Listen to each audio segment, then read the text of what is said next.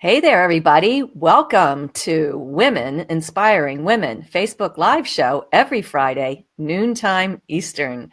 All right. So today I am so excited because I have a guest who is amazing. She runs this awesome Facebook group for women 50 and wiser. And so she's here to talk a little bit about herself and her business and share with you inspirational stories. So welcome, Yvonne. Glad to have you here on the show. Thank you, Georgia. It's a pleasure for me to be here, and I'm so honored that you invited me to join you and to be introduced to your circle of people. Thank you. Yeah, the Be Boldly Brilliant community is an awesome community. We've been around for a while now. We often have challenges and different kinds of contests and things in this group, and it's been a lot of fun. Um, and I love what you're doing in your Facebook group. So tell us a little bit about what you're up to. Like tell us a little bit more about who you are and what you do in your business. Sure. Well, that Facebook group you mentioned, the 50 and Wiser community, it came out of a desire. Well, what I found, Georgia, is that it seems like for the past maybe 10 years or so, when I unofficially was a coach, I never considered myself as a coach. I considered myself a mentor, or at one time working with small businesses, a consultant. But I found that the people who came to me, who I work with, were usually people in the 50 and wiser, and mostly women. I've had some male clients, but the majority were women who were either looking at retirement in a few years or had actually retired and wanted to start something different. So this desire to work with this group of women in particular, of course, of which I'm one, fueled that desire to have like a tribe, have a group of women in one place where we could talk about our challenges and be supportive. And thank you for being a member of that community as well, Georgia. And I'm sure you'll agree with me that it's a very supportive community, the 50 and number 50 and wiser community. It's a very supportive community. Haven't you found it so? Oh, absolutely so. And I just feel honored and privileged to be a part of that group. It's a very active group and they are very supportive of each other. Yes, definitely. I had that experience, thank you, just yesterday when my web person, I'm building a new website, and my web person wanted me to give him my opinion on two banners. And I said, okay, what better than to take it to the people I'm going to invite to my website? And I was just blown away by the support I got and the responses that I got. Yes, it's amazing. And, even today, we were just talking earlier, about, people have, there's been like maybe a health issue, like coughing comes up in the group. And that got posted today. And there was like 20 replies, like boom, boom, boom, so quickly about, natural remedies and things that can help. It was just such a responsive group and a very helpful, supportive group. And, Yvonne, that has to do with you as a leader, right? You yourself, create this group and sort of the group dynamics that's in there. So, kudos to you, a little pat on the back there for that. Thank you. I know that you work with highly motivated entrepreneurs, right? And that, and like myself, our favorite clients are sort of in the 50 and wiser category. I know I tend to attract women who are also, 50, we call it 50 and better. And, I have a completely different kind of program, though. I have a more of a fitness-based program. Zengevity is a brain fitness and body fitness program, and it's designed specifically for people over the age of 50. So we do both share that sort of ideal audience. And so what have you noticed about that age group? Have you noticed anything different than other groups maybe in terms of entrepreneurship? Yes, I have. Having worked with people in a different age group, I see a difference. For one thing, a number of these women have put their passion on hold for years.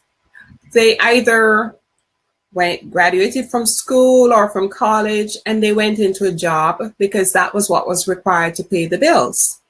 Whether they got married young and they started a family, and so they had to pursue that path, the path of being safe, but deep down with many of the women I've spoken with, there has been a latent passion that somehow has been unfulfilled along the way. And now they feel, for some of them, some are still in corporate, but they want to do something on the side in preparation for when they retire.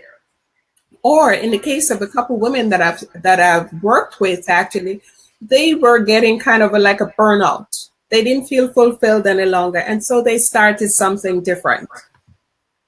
The challenge, though, is that sometimes because of conditioning, they have these limiting beliefs where they may either feel that oh, I'm too old, and I hate hearing that expression, I'm too old to start a business. Or they've started a business and they don't have the support, whether it's from their significant other or from other people. And so they allow these limiting beliefs to stop them from really growing to the point where they can go. So my job as a coach, as a business and life coach, I go in and help them identify what these beliefs are. And I take off my mentor hat. So I'm not telling people what to do. I'm helping them to discover from within what it is they have to deliver, what it is that they can contribute to others, because there is just so much wisdom there. Wouldn't you agree? Oh, absolutely. And, and it's so true, that, as we get older, we really, thrive from our experience, right? We just have the experience that maybe some younger people haven't had yet, and they bring that forth in whatever they do. And that is the wisdom, that you talk about. So I think that is really, really important.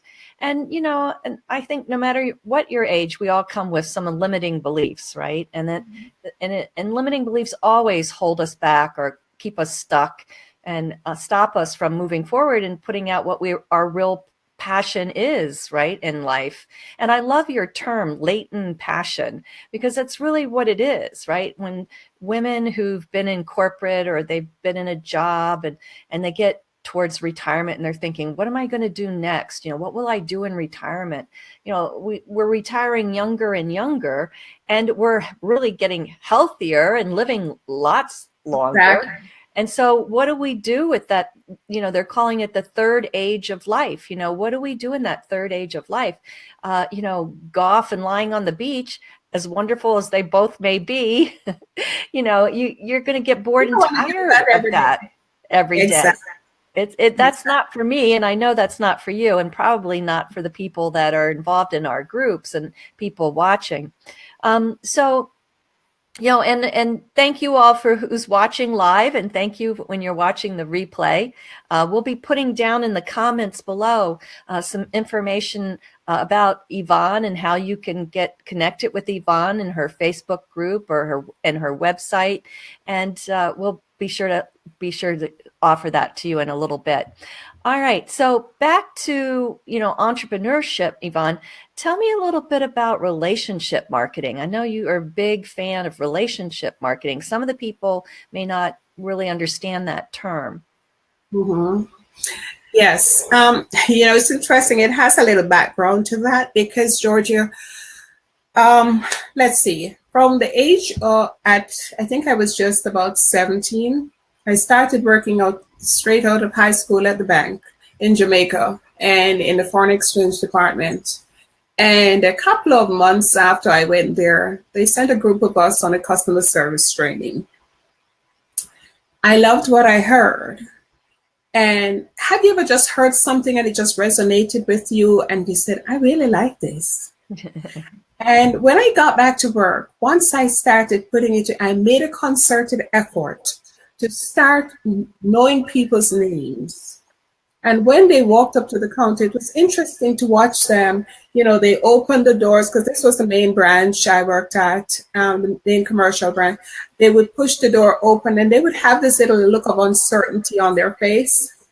And I would just go up, and this was a deliberate thing, and I would go up, and as soon as I started getting to know their names, I would say like, "Good morning, Mrs. London," and wow, that smile. And they just felt at home. They felt like, oh, somebody knows me. She knows me. She knows who I am. It made them feel so special. And so I basically fell in love with customer service. And I saw the effects of that when I left the bank and went to work at an international company, Nestle, and then gradually got promoted to human resources. And I had the internal and external customers to deal with. That helped me tremendously. And later on, I took more courses, and I maybe talk about this another time or later. When I decided to go into business for myself and walked away from corporate America, I took that training with me along with other updated training. But what I found in all that long story is that the online world didn't resonate with customer service so easily. The offline world did. But as the years have gone by, now everybody talks about relationship marketing, which is beautiful because it's a combination of customer service, customer experience, customer loyalty, and bringing all of those together. And instead of focusing on the traditional one-time transactional marketing, the focus is now on relationship marketing, which is for the long term. It is creating that communication and nurturing that relationship so that you're not just focused on a one-time sale. You're focused on building a relationship, building a community, making it last, and creating a nurturing environment for your customers. And if you take a look, you'll see the big companies are now assigning departments to focus on relationship marketing. So I love the fact that now everybody, including the online world, understands the whole concept of building that relationship even more than when we just focused on customer service. Oh, absolutely. I think everybody pay attention here. This is some of the good stuff that you need to be writing down right now. Because Yvonne has just really told us like the pivotal point in your business will be how you are with your customers or your clients. It will be about the relationship that you build with those clients or customers. And, everything that you said, Yvonne, that it's all about it's not just about customer service, but customer attraction and customer retention and most importantly, you said customer loyalty. I think that is really, really important because when we're loyal to our customers and clients, they're loyal with us, right? That it goes back to that know, like, trust factor. When our clients or customers really know us and we're being really real with them and, being authentic, and being consistent with them, then, they'll begin to like us and trust us. And that's who buys from us, right? And so, it's so important to build that relationship. So that's awesome. I'm so glad that you use that and are working with that. Yes, and I just want to mention comment on a point you just mentioned about when we are loyal to our customers. How does it make you feel when you see your cable company, your utility company of any kind, anyone, whether cable, electricity, water, whatever, they have all these wonderful promotions to attract new clients, new customers, but you who are loyal to them, you can't even get a break. And you will call and ask, well, could you lower my bill? And you see all these wonderful new things for the new people. How does that make you feel? Yeah. It doesn't encourage loyalty on your part, does it? Because they're not loyal to you. So the loyalty goes both ways. Absolutely. Absolutely. So, tell me a little bit more about the desire you had to be an entrepreneur. I know you started out in a job in customer service and at a bank, but what led you, what's the story behind wanting to be an entrepreneur? Well, I've had this desire from I was quite young. And when I moved to the other company, Nestle, I can remember I was well paid. It was a very stable job, but that desire to be an entrepreneur just was always there. And so I can remember going out to meet farmers in Jamaica. This was in Jamaica, going out to meet farmers and making arrangements with them to purchase vegetables and so forth from them to supply to hotels on the North Coast. And I had someone who would pick up the things and deliver them to the hotels. Well, I did this for a while, but it got a little bit, there was a little bit of conflict because when one farmers from one area didn't have the goods, I didn't have the flexibility and the time because I was working full time to find other farmers to be able to supply. But that was one thing that I did. And then there were times when I would travel to the United States and I was always going back with stuff, artwork and all this kind of thing, because I always wanted to, I had this desire to sell and I like, so there are offices that were furnished by artwork that I took back from Miami. And it's just been there all the while just to do something for myself. And so when I came to the United States after my first job, I got a job real quickly. And then 2 years later, I saw the signs. I saw the signs because they got in financial trouble because two of their largest clients filed bankruptcy on them, owing them a lot of money. And I saw the signs that I knew I was going to be laid off.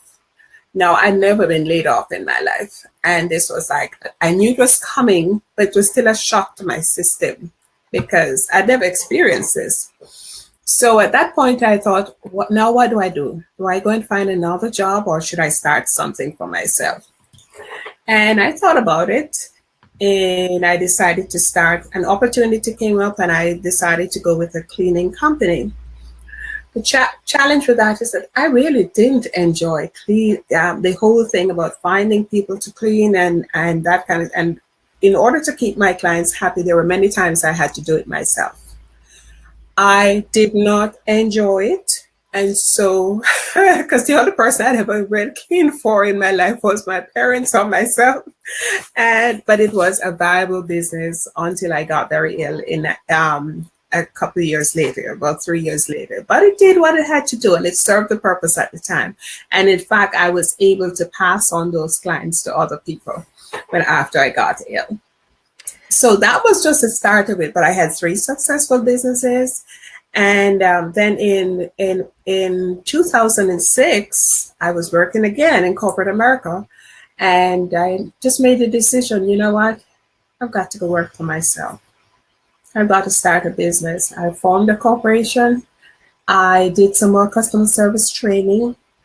And this corporation allowed me to provide customer service one-time resolution for some Fortune 500 companies.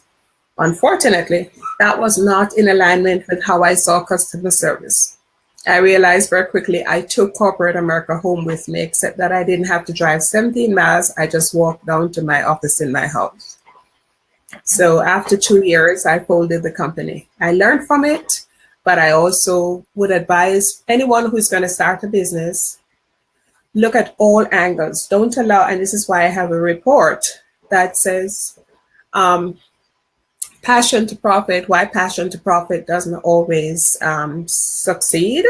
It's not, and what you have to do instead, because you need to look at all angles when you're going into business for yourself, not just the part you're passionate about. Awesome. Awesome. So is this a free report that our viewers could access? Yes, it is available on my existing website, which is www.yvonnejones.com/50 and wiser. Awesome. Awesome. It's the actual title of it is 5 Reasons Passion to Profit Businesses Fail and What to Do Instead. That's designed for anyone who wants to start a business or to revisit why you started a business. I think that's so helpful for people, whether they're just starting out and thinking about doing a business, whether they've started a business or maybe even 3 or 5 years into your business, it's always important to go back and sort of reevaluate, where Mhm. the passion and profit is going, right? And so Right. that's awesome. We're going to put that in the comments below, everybody. So if you're watching this on replay, they're already there, and you could go get Yvonne's free report about this. So very exciting. Thank you for that wonderful free offer. So let me just ask also, you had down that you had, you mentioned just a little bit ago about a health challenge. Can you tell us a little bit about that? Yes. It's amazing how life can change in the flash of an eye, in the twinkle of an eye, so to speak, literally. In 1994, seems such a long time now. I had all these wonderful plans. I had my business and I was going to visit my parents in Jamaica. And I remember I jokingly called my part-time night auditing job that was my Jamaica money. That was when we go traveling down to Jamaica to visit my parents. And Georgia, it was a Saturday morning. I remember the Friday night, early Saturday morning, about 2 o'clock, I took my break and just didn't feel right. And I got home I left work at 5 and got home in the morning at about 6 o'clock within a matter of minutes. I went from not feeling so well to in the most excruciating pain anyone. I wouldn't even want my enemy to go through that if I had an enemy. And I was went off to the doctor, said hospital immediately. And for the next 48 hours, it was a nightmare. I needed surgery immediately. And the doctors, because of my scriptural beliefs, they would not respect my position. I wanted the best care, but they would not respect my position on not wanting a blood transfusion. And all I could hear was, if I touch you, you'll be dead in 7 days. And you're the one, I don't want to do your surgery because I'm not going to do your surgery because if you die, your children just sue me. I said, but I'm signing that I'm giving you, I want the best care. And there are other alternatives besides blood transfusion, but I don't want blood transfusion. They wouldn't do my surgery. So thanks be to some wonderful Christian men who went all night. I can remember the Sunday morning, the doctor who had admitted me in the ER, he said to me, "You haven't gone to surgery yet?" I said, "No, not to surgery yet." And they worked all night that Sunday night. And what I discovered, Georgia, I don't know if you're aware of this, but not every surgeon will do all types of surgery. Because if there's a possibility that you could become septic or you have started to become septic, then they don't want to do your surgery. And there's some surgeries that are kind of messy, so not every surgeon will do it. So they finally found one during the night, and I was transferred to another hospital. And I tell you, I can see God's hand in everything. Because those ambulance drivers, when they moved me, they couldn't even get a blood pressure reading because I was dying. And they took it on themselves to break the rules because when they got to the hospital, they said, "Where's her chart? Where's her chart for the vitals?" And they said, "We couldn't get." I heard them. This was like one of the last things I heard. So we couldn't get her in. We took her where she could get the care. And the nurse said to her, "But you're not supposed to move the patient." They said, "Well, she wasn't getting the care. We took her." And I mean, these women risked their jobs for me. They never met me before. The long and short, the surgery was successful. And I spent 7 days in ICU and 21 days total in the hospital. Wow. Yeah, thanks be to God for that. So I'm a survivor. And I always remember after getting home, and I called the nurses at the first hospital on that floor to say thank you for their care, because the nurses were very caring, they were very concerned. And they even called the other hospital to see how I was doing, so much so that the nurse in the ICU said to me, "That's unusual. The nurses from the other hospital called to find out how you are." And when I spoke to the nurse, she said, her words were, "The Lord has a purpose for you, my dear," because they didn't think I would have survived. So I'm here to say yes, strong faith and God's blessing. And I won't call it a miracle, but what I will say that I'm so grateful to the wonderful care that I got. But that definitely changed my perspective as far as making sure that those who are around you know that you care about them, know that you love them, know that you appreciate them, because you never know when you don't have a chance to tell them that. Yeah, what a wonderful, wonderful story.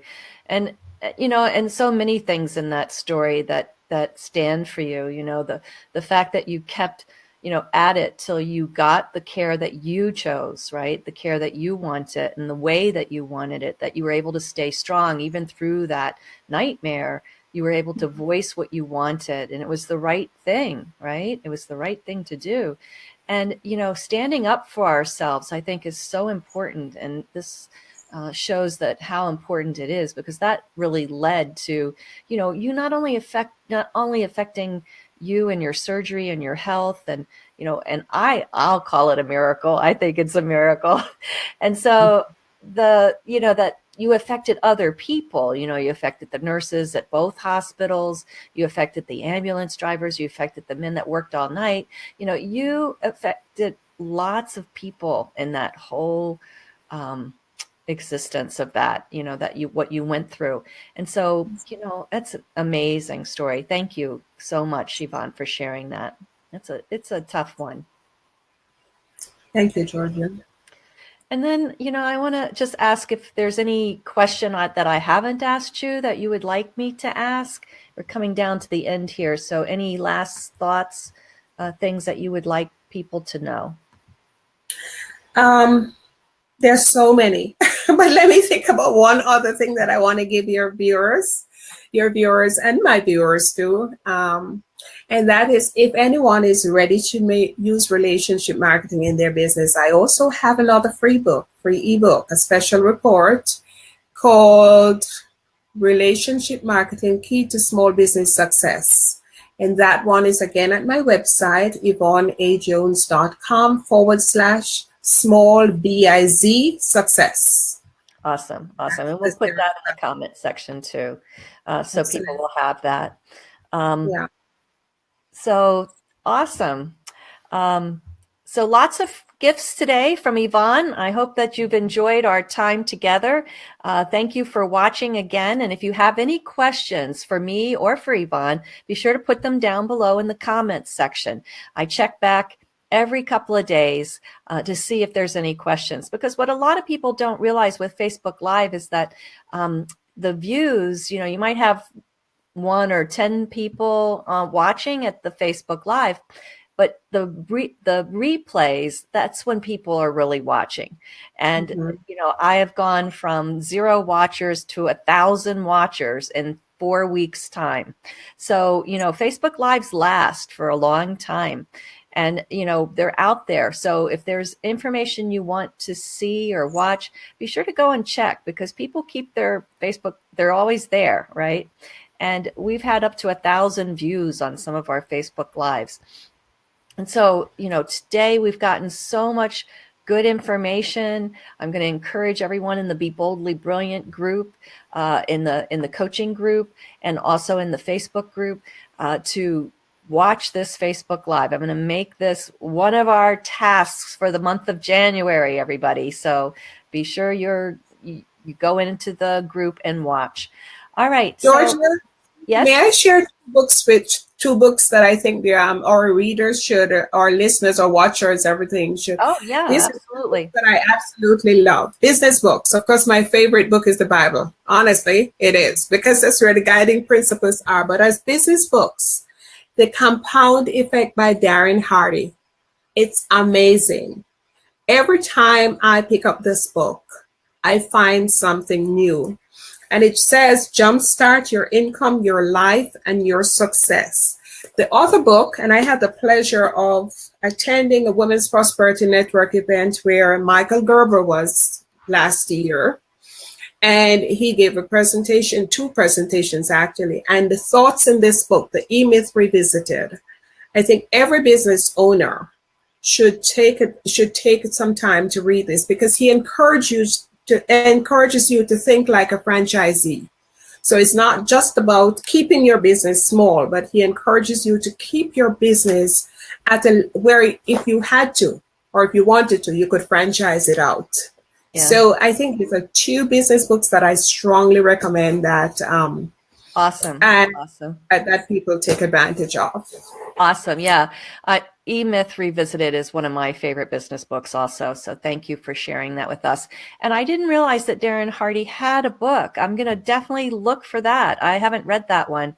He actually sends out a video email daily. Mm-hmm. I don't know if you're on his list or not. I just recently got on his list, and it's amazing how he does these daily motivational videos. So for everybody, look for Darren Hardy online, and sign up for his list and get these daily motivational videos. They're awesome. It's a good, not only is his content good, but his methodology, the way he sets it up and does it, is really great. It's something that we all could use in our own online businesses.